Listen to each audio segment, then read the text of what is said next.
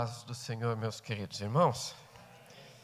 Grande é a graça e a misericórdia do Senhor para conosco, neste domingo, nos permitir nós estarmos primeiramente vivos, para nós estarmos aqui aprendendo a palavra de Deus, e além de vivos, nós podemos estar aqui andando, nós podemos estar aqui, respirando, nós podemos aqui participar de um grande café da manhã.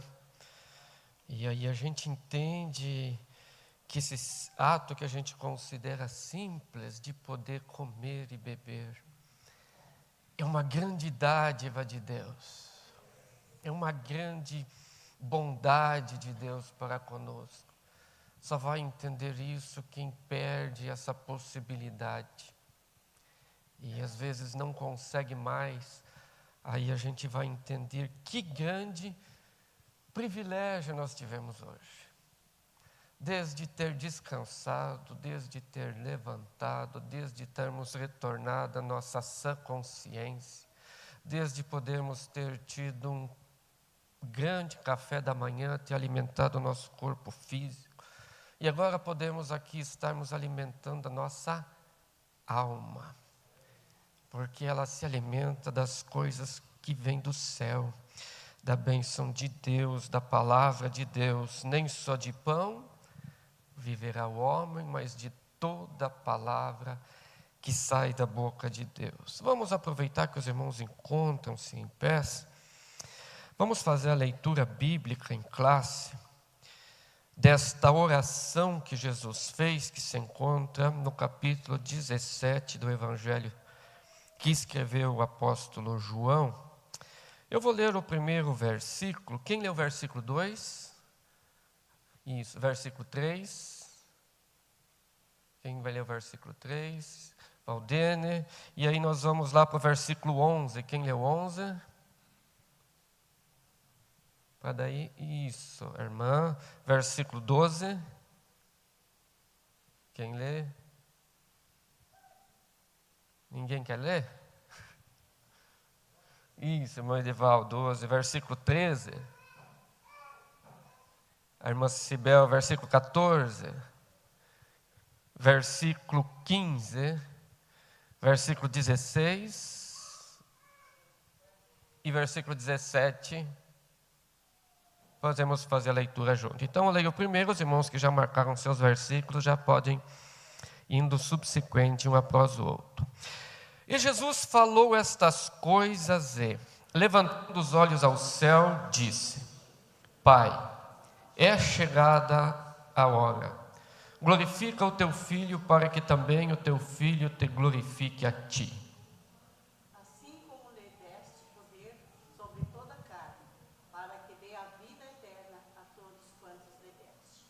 E a vida eterna é esta, que conheçam a ti só, o único Deus verdadeiro, e a Jesus Cristo, a quem enviaste. E eu já não estou mais no mundo, mas eles estão no mundo, e eu vou para ti. Pai Santo, guarda em teu nome aquele que lhe deste, para que sejam um, assim como nós. Estando eu com eles no mundo, guardai-vos em teu nome. Tenho guardado aqueles que tu me deste, e nenhum deles se perdeu, senão os filhos da perdição, para que as Escrituras se cumprissem. Mas agora vou para ti e digo isto no mundo, para que tenham a minha alegria completa em si mesmos. Deles a tua palavra, e eu não os amo, porque não sou do mundo, assim como eu não sou do mundo. Não peço que tires do mundo, mas que livres do mal. Não são do mundo, como eu do mundo não sou. Todos juntos, versículo 17. Santificai-os na verdade. A tua palavra é a verdade. Pai querido, nós mais uma vez elevamos a Ti nossas vozes. Senhor, sabemos que tudo vem de Ti. É um dom de Ti estarmos nesta manhã, é um dom de Ti a salvação conferida.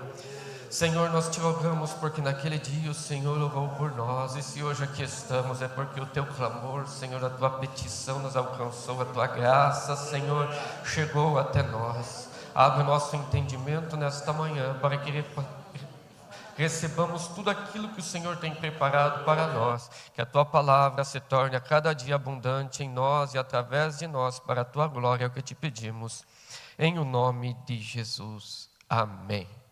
Queridos, podeis tomar assento, Deus abençoe. Chegamos então à nossa lição de número 11, nesse estudo do Evangelho segundo escreveu o apóstolo João. E a lição de hoje, ela diz: a intercessão de Jesus pelos seus discípulos. O que é interceder? Elias, o que é interceder?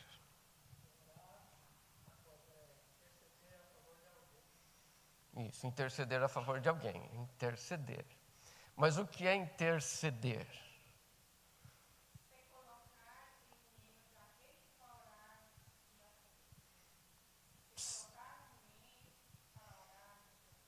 Se colocar no meio, muito bem, se colocar entre as partes.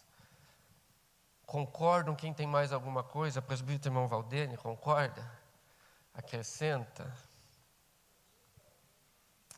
Pedir por alguém. Mendes, é isso mesmo, Mendes? Buscar ajudar alguém. Edeval? Representar. É como é que vai abrindo nosso entendimento. Então a gente precisa entender o que é uma intercessão primeiro, né? Alguém mais? Isso, exatamente o que os irmãos falaram. Interceder é um pedido, é nos colocarmos a favor de alguém, é uma petição. O texto hebraico desta palavra vem dizer atacar com pedidos. Uma palavra talvez mais comum, bombardear com pedidos, insistir com pedidos, em favor de si, não, em favor de outra pessoa, que a irmã Cecibel colocou. Tem alguém que precisa de alcançar uma palavra, alguma coisa, uma petição, uma bondade, de alguém que está fora do seu alcance, ou de uma situação que a pessoa não tem condições de chegar sozinha. E aí alguém faz este ponte. Muito bem, obrigado, meu irmão. Faz essa ponte, faz essa ligação. Muitas vezes isso podemos, de uma maneira mais simples, representar um advogado, né? Você não tem condições de chegar direto ao juiz, mas você tem alguém que faz essa ponte, que faz essa intercessão ao seu favor. E foi o que Jesus fez a favor dos seus discípulos. Fez a favor de nós, porque Ele também vai orar por nós. E Ele, nessa oração, Ele faz uma oração por si mesmo. Mas o texto enfatiza essa intercessão, essa ponte que Jesus faz entre o homem e Deus. Por isso que diz que Ele é o caminho, verdade e vida, e ninguém vai ao Pai a não ser por Ele. Então Jesus intercede. O texto áureo que nós já lemos aqui vem dizer que o que? A vida eterna é esta: que conheçam a Ti só como único Deus verdadeiro e a Jesus Cristo a quem enviaste. Então note que Jesus está colocando vida eterna como algo muito mais profundo do que simplesmente viver eternamente. Algo muito mais, fugiu a palavra, mas muito mais profundo do que simplesmente ter uma vida que não vai acabar. Jesus está dizendo que a vida eterna é essa, que conheçam a Ti. De quem que Ele está se referindo? a Deus. Então, ter vida eterna não é apenas viver a eternidade. Ter vida eterna é ter conhecimento de Deus. Até porque o apóstolo Paulo, em Romanos 6:23, projeta para nós lá, ele vai tratar, porque o salário do pecado é a morte, mas o dom gratuito de Deus é a vida eterna. Então, a vida eterna é um dom que Deus dá. E além de ser um dom, é um dom gratuito. Então, sempre quando nós vamos falar de salvação, nós precisamos entender que todo o mérito da salvação, ele vem de Deus. Todo o alcance da salvação, ele vem de Deus. É o contrário da religiosidade, porque a religiosidade procura meios, métodos, liturgias que satisfaçam essa consciência do homem de se chegar até Deus. Mas nós vemos que salvação, ele é um dom de Deus gratuito. Vida eterna é mais do que viver eternamente. Vida eterna é ter conhecimento de Deus, é ter Deus juntamente conosco.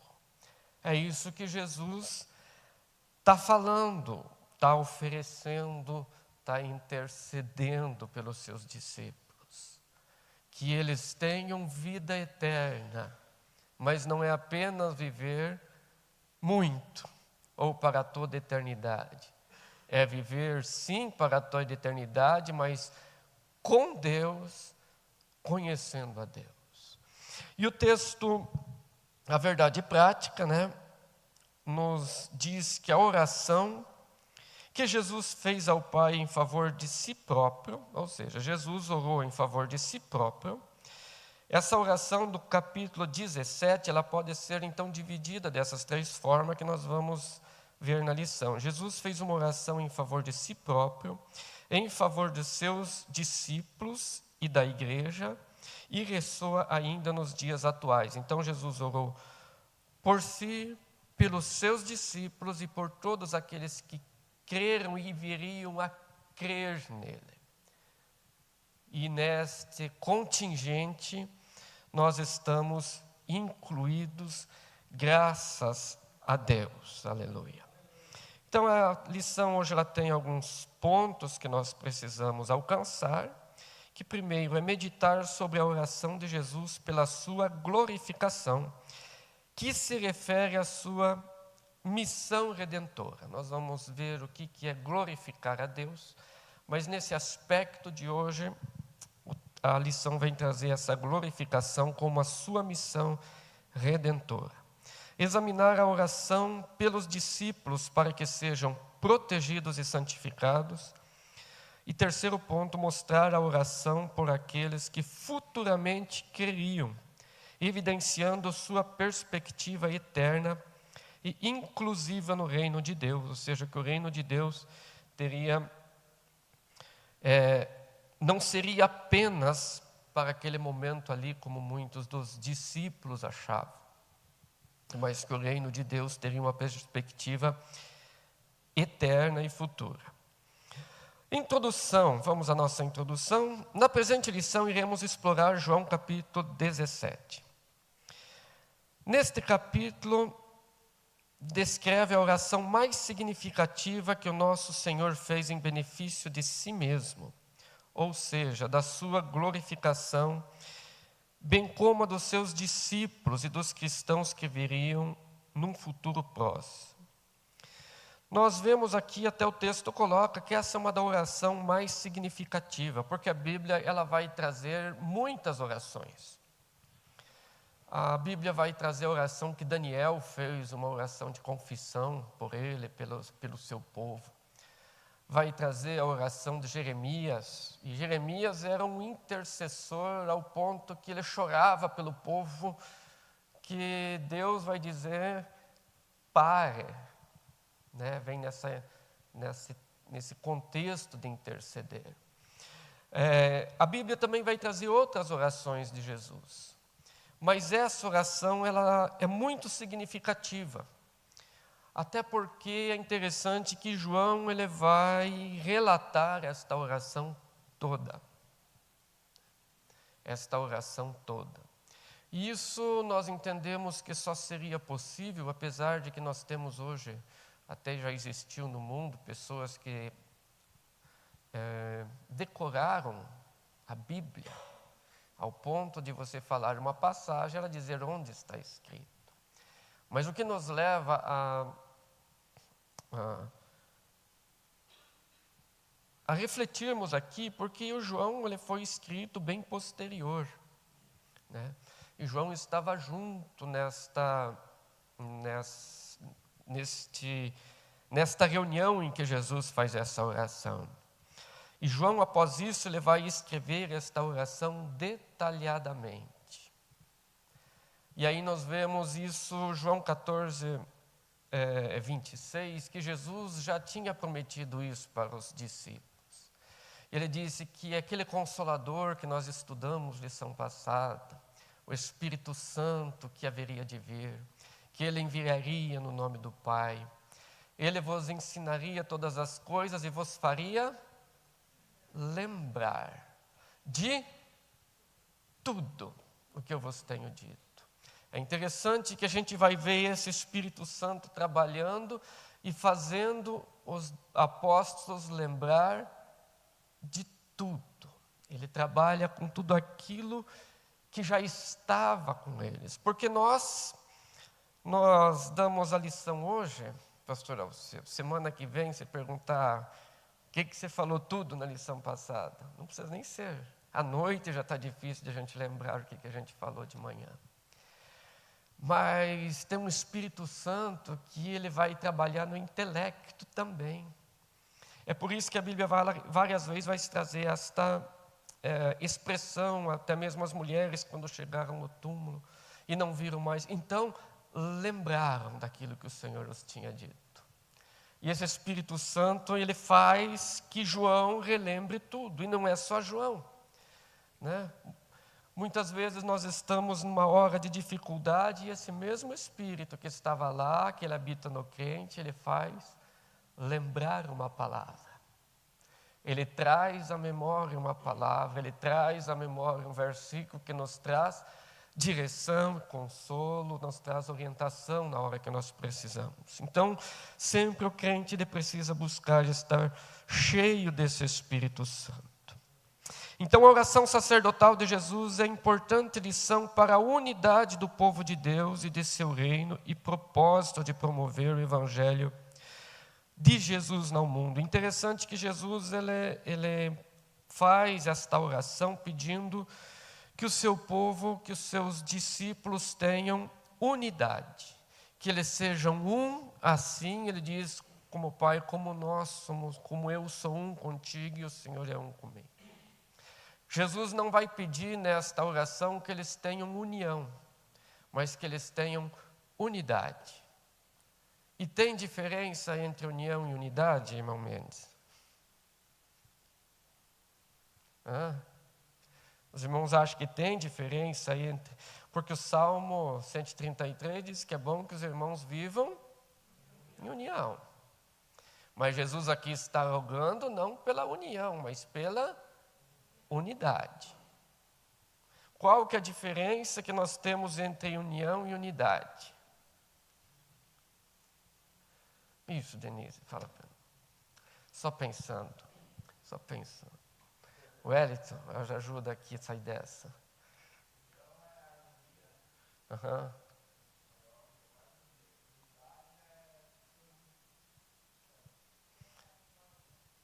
Isso. União é o quê? Nós estarmos juntos, unidos.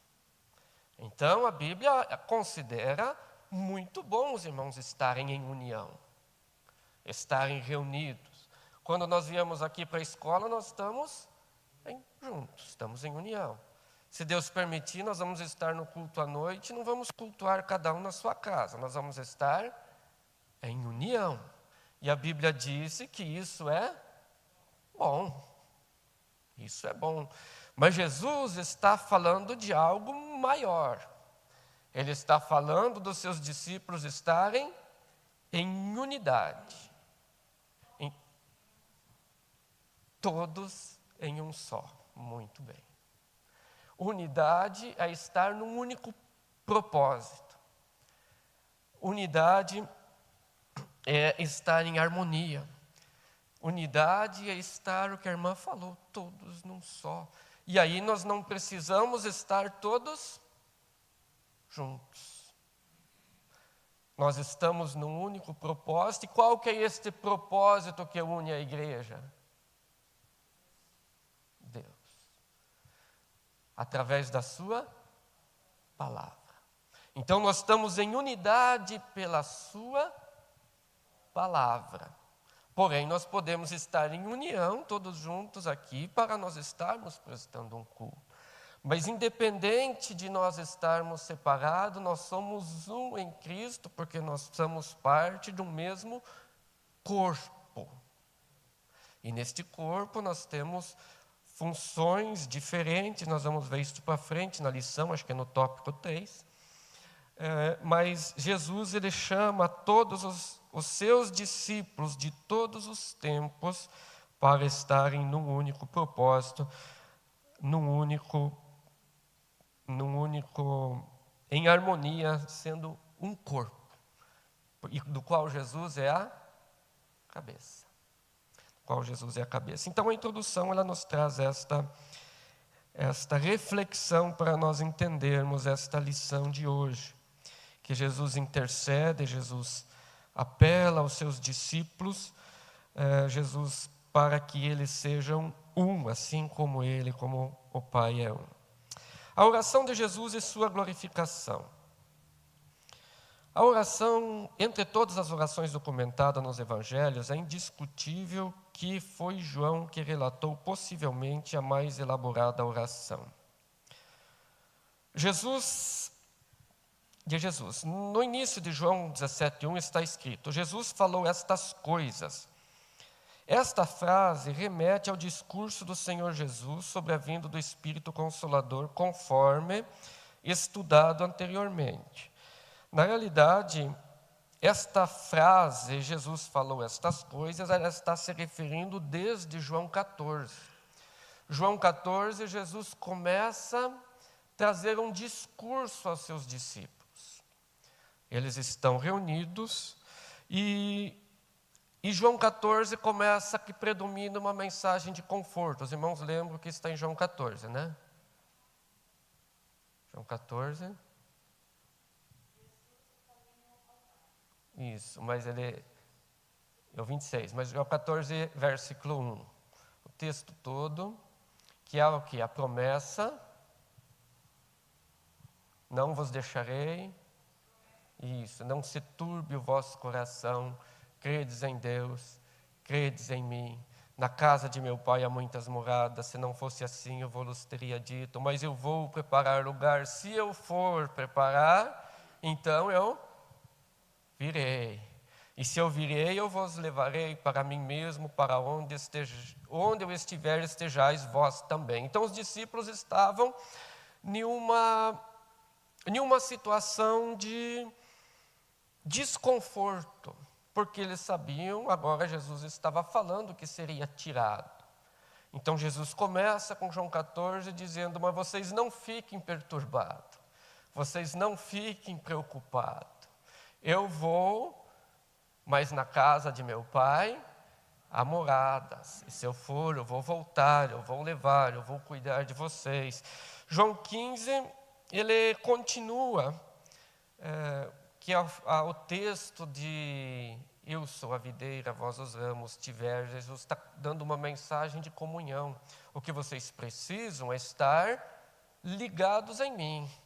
Se vocês estiverem ligados em mim,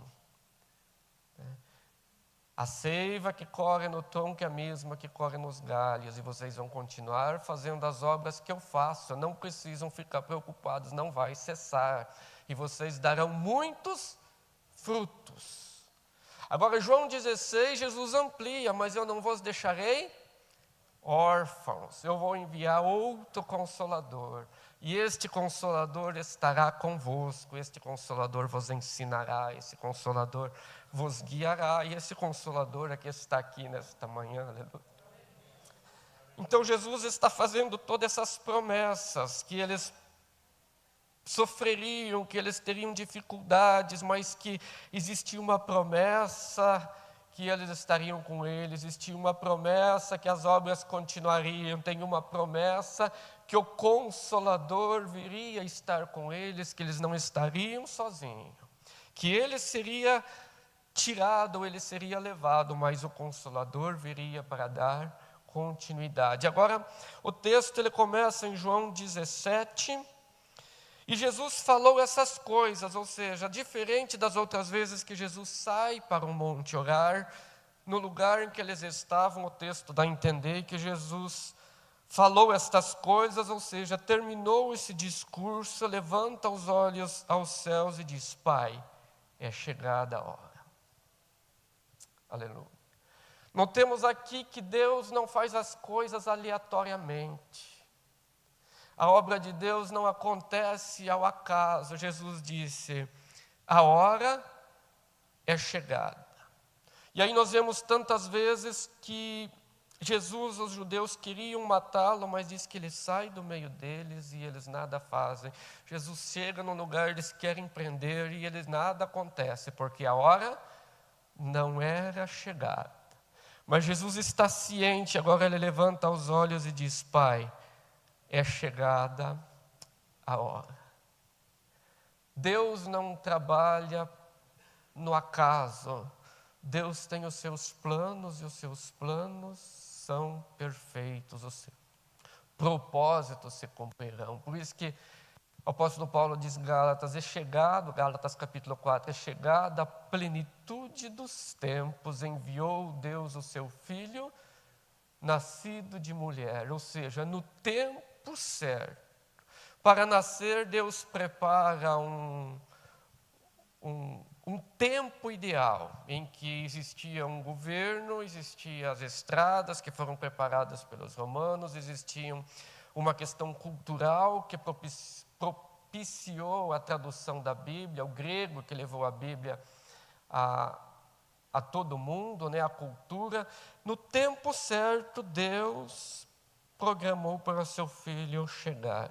Agora Jesus disse: eu cumpri o ministério, está chegando a hora. E na nossa vida também nós precisamos entender que Deus tem o controle de todas as coisas e nada acontece fora da hora de Deus. Aleluia. Podemos passar por muitas, como foi lido no início, no mundo tereis, mas vai passar nas aflições. Enquanto não chegar a hora, ninguém toca. Mas também a hora que chega a hora, chegou a hora, ninguém segura. Então Jesus está sabendo de si mesmo, ele diz: Pai, é chegada a hora, glorifica o teu Filho. Então esta frase remete a tudo aquilo que Jesus vinha ensinando. O seu discurso sobre a vida, sobre o Espírito Santo, sobre o consolo. Certamente o local onde o Senhor se encontrava era o mesmo que participou da última ceia com seus discípulos. Em relação à oração de Jesus, no capítulo 17, os estudiosos costumam se referir a ela como oração intercessória, ou oração sacerdotal, ou oração de consagração. O Senhor Jesus apresentou esta oração em pelo menos 3 partes. Ele orou por si mesmo, João 17, de 1 a 8. Ele intercedeu pelos seus discípulos, João 17, do verso 7 ao verso 19. E também fez uma oração pela igreja futura. E nessa oração nós estamos incluídos nelas. Glória a Deus. Subtópico 2 do tópico 1. Nos diz a oração de Jesus pela sua glorificação. Na oração, Jesus, pedindo por sua glorificação, havia um significado espiritual mais profundo, que não se tratava de um ato egoísta. Como já abordamos, ele estava plenamente ciente de seu ministério e, portanto, na finalidade de sua missão na terra, assim como em sua conversa direta com o Pai, Jesus declara: é chegada a hora, referindo-se ao momento que o Pai o glorificaria por meio do seu sacrifício redentor. Nosso Senhor expressa: glorifica teu Filho, para que também o teu Filho glorifique a ti. É interessante aqui que Jesus está sabendo que ele vai ser crucificado, que ele não vai ser crucificado porque a Bíblia diz que ele mesmo se dá, né? Ele se entrega. E aí nós vemos que antes da crucificação, antes de ele ser o Cordeiro de Deus, antes de ele ser aquilo que Hebreus trata, o sacerdócio que entra na presença de Deus, ele vai fazer uma oração. E quando nós vamos lá para o Antigo Testamento, diz que o tabernáculo ele tinha o átrio, o lugar santo e o Santo dos Santos. No Santo dos Santos era onde se entrava o sumo sacerdote uma vez por ano para oferecer sacrifício de sangue. Hebreus vai deixar claro que Jesus é a consumação deste sacrifício. Ele é tanto o sacerdote como o sacrifício. Ele vai oferecer e ele vai ser oferecido, vai se oferecer em sacrifício. Mas antes de entrar no Santo dos Santos, o sacerdote ele usava um incenso e a fumaça cobria o altar antes de ser oferecido o sacrifício. Então Jesus, antes de adentrar ao Santo dos Santos, ele vai cobrir de fumaça o sacrifício. E este cobrir de fumaça, este incenso oferecido, nós vamos ver lá em Apocalipse 5, quando em taças de ouro é colocado o incenso, que é o quê? As orações. É interessante, é glorioso nós vermos como todo o Antigo Testamento, que é figura das coisas que haveriam de acontecer, Jesus vai cumprindo uma a uma. E agora ele vai oferecer o incenso, que é a oração, antes de ele oferecer como sacrifício vivo, santo a Deus. Então Jesus agora ele vai pedir ao Pai: glorifica o teu Filho para que também o teu Filho glorifique a ti. E o texto nos traz uma pergunta: que tipo de glorificação seria essa? O que Jesus seria glorificado? E aí, quando nós vamos ver a glória de Deus, nós precisamos entender o contexto que o texto de hoje nos está trazendo em respeito da glória de Deus. Porque a Bíblia diz que Deus habita em luz inacessível. O apóstolo Paulo falou isso, né? Acho que é Timóteo 6, se eu não me engano. Agora, o profeta Ezequiel, ele vai ter um pequeno vislumbre desta glória de Deus, quando ele vê trono, vê as rodas. Porém, não é toda a glória de Deus. A magnificência da glória, a totalidade da glória de Deus é algo que nós nem... Até totalidade é uma palavra pequena demais para se usar, porque não se enquadra dentro de tudo que Deus é. Então nós não temos nem palavras humanas para descrever quão grande é esta glória e a imensidão dela. Agora, Deus também se manifesta na sua glória quando nós vemos lá no templo, na Shekinah de Deus, que a glória de Deus que Moisés viu, a nuvem de fogo, ou seja, essa Shekinah é a manifestação da glória de Deus. Não é a totalidade da glória de Deus, mas é uma manifestação da sua glória, em que o povo era advertido a nem se aproximar para que não morresse. Agora, a glória de Deus, ela também se manifesta na natureza. Salmo 19, acho que é o verso 1, coloca para nós, que diz: os céus manifestam a glória de Deus e o firmamento anuncia as obras das suas mãos. Então Deus, ele se mostra também através das suas obras. Só que nem sempre, ou muitas vezes, o homem não reconhece a Deus através, não reconhece a glória de Deus através das suas obras. Embora o crente reconheça a glória de Deus através das suas obras, reconhece na ação que Deus é glorificado, reconhece quando nós temos uma resposta de Deus que é glorificado, reconhecemos quando Deus dá direção, quando Deus dá sabedoria, quando Deus fala, quando Deus manifesta seus dons na igreja, quando Deus derrama da sua glória, quando Ele batiza com o Espírito Santo, são manifestações da glória de Deus em nosso meio. Então nós reconhecemos, mas aqui o texto de João, ele vai tratar que glória seria essa, que glorificação seria essa. Então, mediante a sua morte, o mundo conheceria.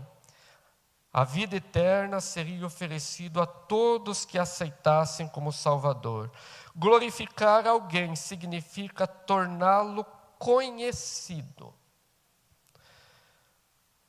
Jesus seria reconhecido como Filho de Deus. Jesus quer glorificar o Pai como? Tornando conhecido a sua obra de salvação. Levando que os homens reconheçam a Ti só como Deus, e a Jesus aquele que o Senhor enviou. Então Jesus tem um propósito nesta glorificação: fazer Deus conhecido entre os homens, fazer a sua obra conhecida entre os homens. Amém até aqui? Subtópico 3, ainda do tópico 1. A mesma glória com o Pai. Agora, no versículo 5, glorifica-me tu, ó Pai, junto de ti, com a mesma glória que tinha contigo antes que o mundo existisse. Então Jesus está dizendo que antes que o mundo existisse, ele participava de uma glória com o Pai. Por isso nós estudamos, em algumas lições passadas, essa encarnação do Verbo, que Jesus não passa a existir quando ele se fez carne, mas que ele já estava com o Pai desde eternidade, que é algo que nós não conseguimos compreender, mas ele, Filipenses 2:5 coloca para nós lá, Jesus está falando que quando ele vem a este mundo, isso de sorte que haja entre vós o mesmo sentimento que também houve Jesus Cristo, verso 6, que sendo em forma de Deus não teve por usurpação ser igual a Deus, verso 7, mas aniquilou-se a si mesmo, tornando forma de homem, fazendo-se semelhante a homem. Então ele se despe da sua glória. Ele despe da sua glória, Jesus não deixa de ser glorificado, mas ele se despe da sua glória para vir e se fazer em forma humana. Agora ele está rogando ao Pai: eu vou para junto de ti, e a glória é aquela glória que eu tinha contigo antes que o mundo existisse. Glorifica-me junto de ti novamente, aleluia. É interessante que logo depois a gente vai ver quem foi apedrejado, foi o Estevão. E Estevão, enquanto estava sendo apedrejado, disse que ele levanta os olhos e ele vê o Filho de Deus glorificado à destra do Pai. João, na ilha de Patmos, vai ter uma visão do Cristo glorificado com a mesma glória que ele tinha junto com o Pai. E agora que ele está pedindo a que os seus servos também tenham parte nessa glória. Aleluia. E esta referência da glória se relaciona à divindade do nosso Senhor, o Verbo divino antes da encarnação. Ainda no subtópico 3, na realidade o que Jesus solicita é a glorificação mútua entre Filho e Pai. Somente nosso Senhor, o Filho de Deus, poderia fazer tal pedido por esta glorificação. Uma honra que ele possuía antes que o mundo existisse. Essa declaração evidencia a divindade de Jesus ao revelá-la como um com o Pai. Amém? Tópico 2, a oração de Jesus pelos seus discípulos. Então Jesus orou aqui: manifestei-te a tua glória, e essa glória que existia, então ele antevia essa restauração. Agora Jesus vai orar pelos seus discípulos, pela proteção deles. No versículo 4 a 8, exceto 5, Jesus ora como se estivesse apresentando um relato ao Pai sobre tudo o que realizou durante o seu ministério na terra. Agora, no versículo 6, ele intercede por seus discípulos pela unidade entre eles, que nós já falamos que é diferente de união, para que eles sejam uma vez que seriam responsáveis por continuar a obra que Jesus havia iniciado. Para o Pai, o nosso Senhor se refere aos discípulos como homens que do mundo me destes. Tudo vem de Deus, a Bíblia diz, né? Tudo pertence a Deus. Agora Deus dá esses homens para Jesus. E Jesus, por 4 anos, vai cuidar destes homens, vai ensiná-lo esses homens. Agora ele vai ao Pai, mas não vai deixar eles sós. Ele faz uma promessa. E antes que ele vá, o Espírito Santo desça, ele diz: mas eu rogo por esses, que o Senhor os guarde, que o Senhor os livre do mundo, que o Senhor os cuide deles. Subtópico 2, para nós terminarmos a nossa lição no tempo. Os discípulos recebem a palavra. Apesar de, em certas ocasiões, os discípulos terem encontrado dificuldade para compreender completamente os ensinos de Jesus, e as suas recordações foram reavivadas pelo Espírito Santo quando receberam o poder do Pentecostes, nós falamos isso, permitindo assim entender e difundir o que aprenderam com o Mestre. No versículo 6, Jesus referiu-se ao Pai afirmando que os seus discípulos mantiveram a mensagem recebida e guardaram a tua palavra. Ele está rogando e dizendo: eu rogo por esses, porque eles guardaram a tua palavra. É interessante que o salmista já via isso no Salmo, acho que é 119, né? Escondi a tua palavra no meu coração. Guardar aqui está um sentido de se apoderar dela, se firmar a ela, recolher ela a nós. E Jesus está dizendo: eles guardaram a tua palavra. Embora o texto diz que nem sempre eles entendiam o que Jesus havia dito. E muitas vezes nós vemos que depois de Jesus fazer uma parábola, eles não haviam entendido. E aí o texto dá-nos a entender que eles ficavam: entendeu? Não. E aí quem pede? Mas diz que eles não tinham medo, eles não pediam. Agora Jesus está dizendo assim que eles guardaram. Então o Espírito Santo iria trazer luz sobre aquilo, não somente fazê-los lembrar de tudo que eles haviam recebidos, como também dar entendimento sobre a palavra que eles haviam recebido. Eles guardaram e viveram conforme a palavra de Deus, aceitando e obedecendo os ensinamentos de Cristo. Podemos testificar o Evangelho com credibilidade. Protegidos do mundo, subtópico 3 do tópico 2.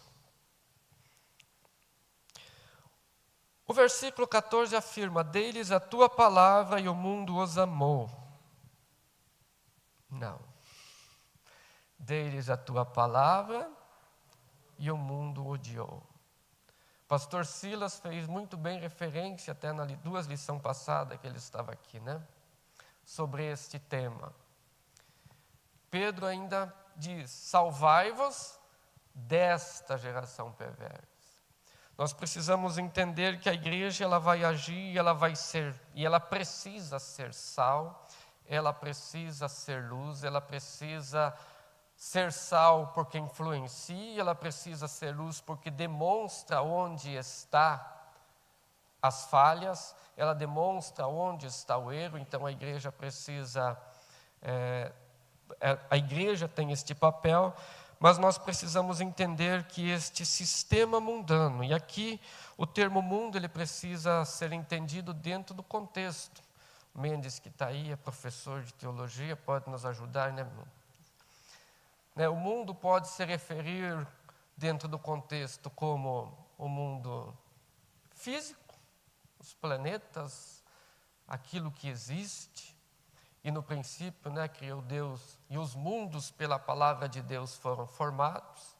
Então está falando aqui deste mundo físico. Mundo também pode se referir a um contexto social, ou seja, das pessoas em si, porque João 3,16 é este contexto. Deus amou o mundo. Mas aqui não peço que os livre, não peço que os tire do mundo, mas que os livre do mal. Está falando em um contexto de mundo como este contexto espiritual. Esse contexto onde Paulo diz que nós temos que lutar contra principados, potestades, governos, que existe neste mundo espiritual. E esse príncipe deste mundo, Jesus disse, ele nada tem em mim. E ele não pode lutar contra Deus, mas ele luta contra a igreja. Então Jesus podia nos salvar e recolher. Seria muito mais cômodo. O crente se convertia, ia para a glória, se convertia, ia para a glória. Aleluia. Mas quem que pregaria? Quem que evangelizaria? Então Jesus disse assim, eu não peço que o Senhor os tire deste mundo. Eles vão continuar vivendo aqui, mas que o Senhor os livre do mal. E aí nós precisamos entender de novo que Deus tem todas as coisas sob o seu controle. A Bíblia diz que Pedro estava animado, estava cheio de si, e Jesus disse, olha, Satanás pediu para te cirandar como trigo, mas eu roguei ao Pai para que a tua fé não desfaleça, não para que você não fosse cirandado, mas que no meio desta cirandar é colocar na peneira. Quem que trabalhou? Esmagar, e daí soprar palha. Mas para que a tua fé neste processo não fosse desfalecida. Então só pode acontecer com o cristão aquilo que Deus permite. Nós vamos ver isso lá no livro de Jó. Da onde vem Satanás? De passear. Viste, meu servo, Jó, toca nele até aqui, mas não tire a vida. Por isso que a Bíblia diz que Deus só permite que nós sejamos provados até no nosso limite. Deus não permite que nós sejamos tentados acima das nossas forças. Então existe, eu não vou suportar. Vai suportar. Vai suportar. Por mais que esteja pesado, Deus conhece, Ele não deixa que seja acima do que nós podemos suportar. E ninguém pode nos atingir se Deus não der permissão para tal. Por isso que nós dizemos que Deus tem o controle sobre todas as coisas. Então, o crente pode ficar enfermo? Pode, mas vai morrer só se Deus permitir. Não quer ficar, né? Quer passar por dificuldade? Não, ninguém quer. Mas a Bíblia diz que os dois fundamentos, eles são justamente isso. que a chuva, o vento, ela bate sobre as duas construções. Da mesma maneira que bate em uma, bate na outra. A diferença é o fundamento. E a Bíblia diz que nós estamos na pedra fundamental. Aleluia. E essa pedra é Cristo Jesus. É o que nos firma, o que nos sustenta, que nos alicerça. Aleluia. Então nós somos protegidos deste mundo, este mundo que é um sistema espiritual governado por Satanás. O apóstolo Paulo descreve este mundo como um governo espiritual maligno, Efésios 2:2. Por conseguinte, nosso Senhor deseja que o Pai guarde os seus discípulos desse sistema mundano, que é incompatível com o Evangelho e sobre a sua influência. Nossos filhos são diariamente atacados por isso. Hoje nas mídias, nas filosofias, nos ensinos. Mas acalme tua alma. Jesus rogou por eles também. Não peço que os tire, mas que os livre. E nós precisamos crer nessas promessas. Que o Senhor guardará, que o Senhor livrará, que o Senhor sustentará nas suas mãos. Embora no mundo teremos aflições, mas tende bom ânimo. Eis que eu vos fui preparar um lugar. Brevemente virei, vos levarei. O crente não pode perder a esperança do céu. Talvez o sistema mundano não mude. E, segundo a Bíblia, ele vai piorar. Mas nós estamos guardados na misericórdia, na oração do Senhor Jesus Cristo. Aleluia. A oração de Jesus pelos que viriam a crer. Nós já falamos sobre este tópico suficiente, subtópico 1 do tópico 3. Tópico 2, o propósito da unidade. O propósito da unidade espiritual da igreja, conforme a intercessão de nosso Senhor aqui. O mundo creia que tu me enviastes. Assim a igreja revela essa unidade espiritual com Cristo por meio de 4 motivos. A igreja revela essa unidade espiritual, lembrando que a nossa luta não é carnal, é espiritual, com Cristo pelo menos por 4 motivos. Primeiro, a união essencial dos salvos como membros do corpo de Cristo. É um texto que nós já estudamos bastante, 1 Coríntios capítulo 12, verso 12, mas não custa colocar novamente. Por isso que nós não podemos só ter união, nós precisamos ter unidade, formando um só corpo.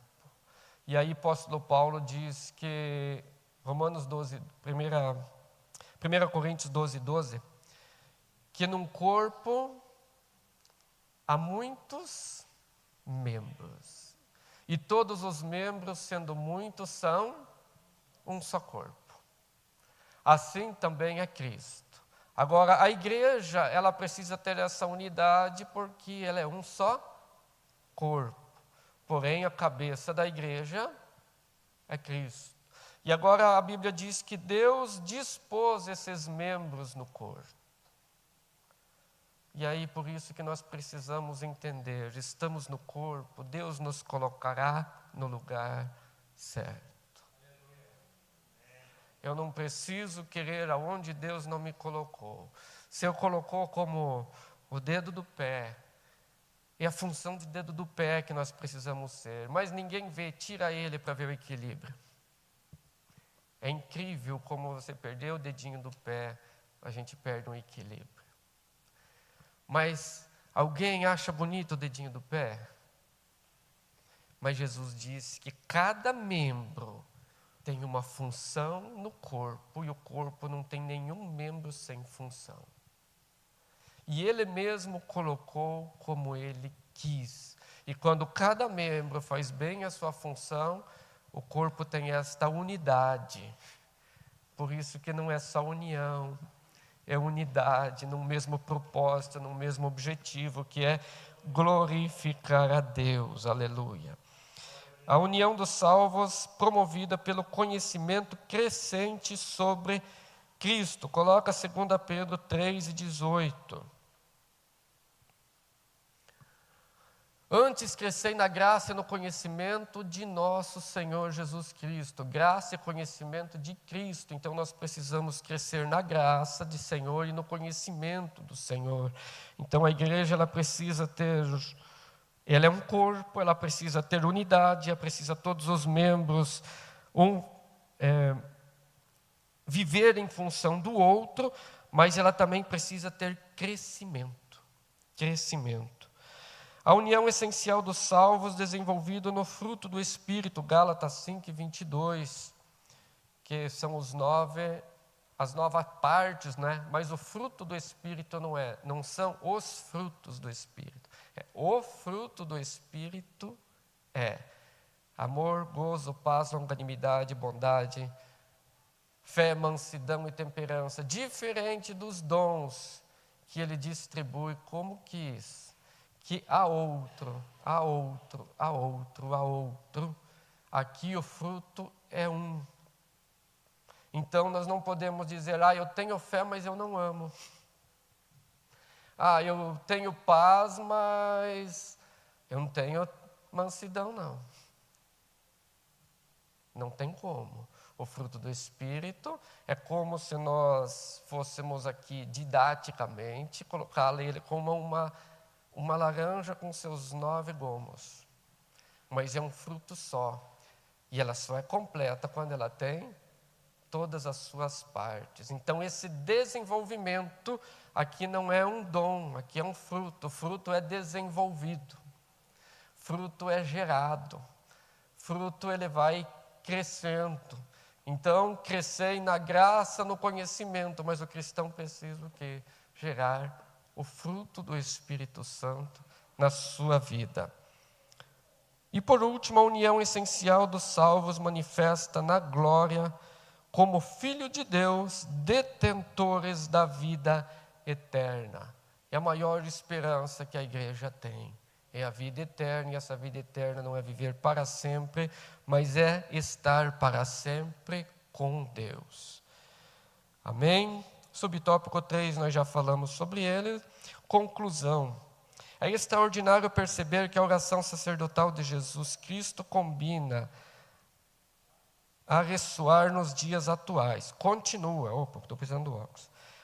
ressoar nos dias atuais. Fazemos parte do corpo de Cristo, e esse privilégio deve manter-se ciente na nossa função no reino de Deus. É um privilégio fazer parte do corpo, é um privilégio ter uma função no reino de Deus.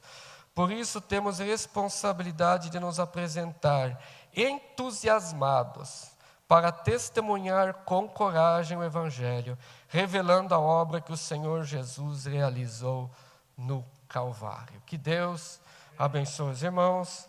Agradeço pela oportunidade, pela paciência dos irmãos em me ouvirem.